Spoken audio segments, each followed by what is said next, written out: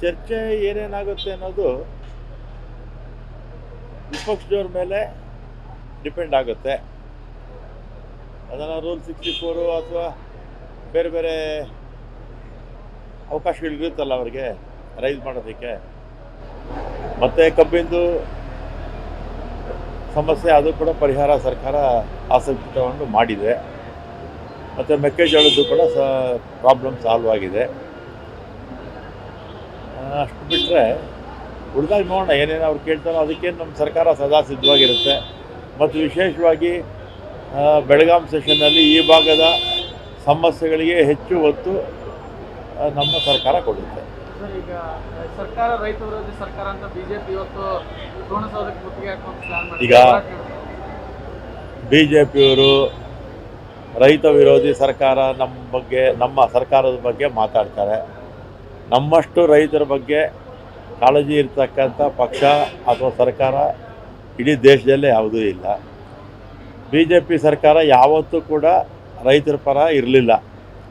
ಯಡಿಯೂರಪ್ಪನವರು 2008ರಲ್ಲಿ ಮುಖ್ಯಮಂತ್ರಿ ಆದಾಗ ಗೋಲಿಬಾರ್ ಮಾಡಿದ್ರು, ಜ್ಞಾಪಕ ಇದೆ, ಗೊಬ್ಬರಕ್ಕೋಸ್ಕರ. ಅದಾದಮೇಲೂ ಕೂಡ ರೈತರ ಸಾಲ ಮನ್ನಾ ಮಾಡಲಿಲ್ಲ ಅವರು. ಆಮೇಲೆ 2008ರಲ್ಲಿ ಮ್ಯಾನಿಫೆಸ್ಟೋದಲ್ಲಿ BJP ಮ್ಯಾನಿಫೆಸ್ಟೋದಲ್ಲಿ ರೈತರ ಸಾಲ ಮನ್ನಾ ಮಾಡ್ತೀವಿ ಅಂತ ಹೇಳಿದರು. ಆಮೇಲೆ ವಿಧಾನ ಪರಿಷತ್ತಲ್ಲಿ ನಮ್ಮ ತಿಮ್ಮಾಪುರ ಯಾರೋ ಒಬ್ಬರು ಸದಸ್ಯರು, ಕಾಂಗ್ರೆಸ್ ಸದಸ್ಯರಾಗ, ಅವರು ಆಗ ವಿಧಾನ ಪರಿಷತ್ತಲ್ಲಿದ್ದರು ಅನಿಸುತ್ತೆ. ಆಗ ಕೇಳಿದಾಗ ರೈತರ ಸಾಲ ಮನ್ನಾ ಮಾಡಿ ಅಂತ ಯಡಿಯೂರಪ್ಪನವ್ರು ಏನು ಹೇಳಿದ್ರು ಜ್ಞಾಪಕ ಇದೆ ನಿಮಗೆ? ನಮ್ಮ ಹತ್ರ ಪ್ರಿಂಟಿಂಗ್ ಮಿಷಿನ್ ಇಲ್ಲ ಅಂತ ಹೇಳಿದರು. ಚುನಾವಣೆ ಮ್ಯಾನಿಫೆಸ್ಟೋದಲ್ಲಿ ರೈತರ ಸಾಲ ಮನ್ನಾ ಮಾಡ್ತೀವಿ ಅಂದರು. ಆಮೇಲೆ ವಿಧಾನ ಪರಿಷತ್ತಲ್ಲಿ ಉತ್ತರ ಕೊಡುವಾಗ ನಮ್ಮ ಹತ್ರ ಪ್ರಿಂಟಿಂಗ್ ಮಿಷಿನ್ ಇಲ್ಲ ಅಂತ ಹೇಳಿದರು.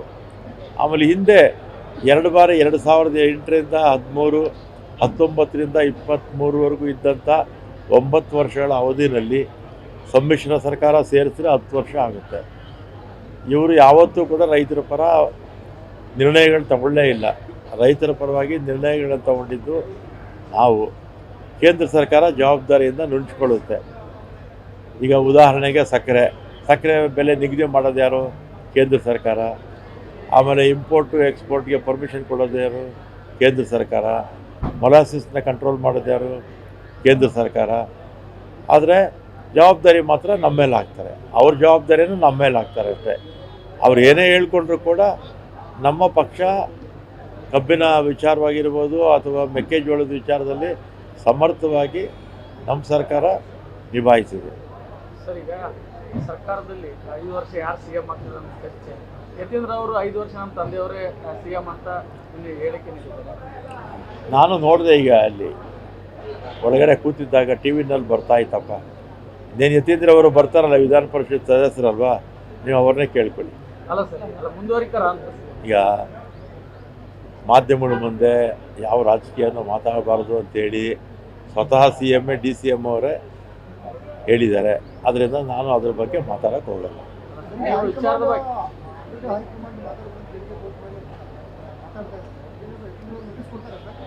ಎಲ್ಲ ಮುಖ್ಯಮಂತ್ರಿಗಳು, ಉಪಮುಖ್ಯಮಂತ್ರಿಗಳು ಅವ್ರು ನೋಡ್ಕೊಳ್ತಾರೆ ಬಿಡಿ. ನಾವೇ ಹೈಕಮಾಂಡ್ ಅಂತ ಹೇಳ್ತೀವಿ. ಈ ಥರ ಮಾತಾಡೋದ್ರಿಂದ ನಿಮ್ಮ ಕಾನೂನು CM ಪುತ್ರ ಆಗಿರೋದ್ರಿಂದ ನೀಡಿದಂಗೆ ಆಗಲ್ವಾ? ಈಗ ಯಾಕೆ ಸುಮ್ಮನೆ ಇದ್ದವ್ರಿಗೆಲ್ಲ ನೀವೇ ಜಾಸ್ತಿ ಮಾಡೋದು. ಈ ಮಾಧ್ಯಮಗಳಿದ್ದೀರಲ್ಲ, ನಿಮ್ಮಿಂದನೇ ಸುಮ್ಮನೆ ಪ್ರಾಬ್ಲಮ್ ಜಾಸ್ತಿ ಕ್ರಿಯೇಟ್ ಮಾಡಿ.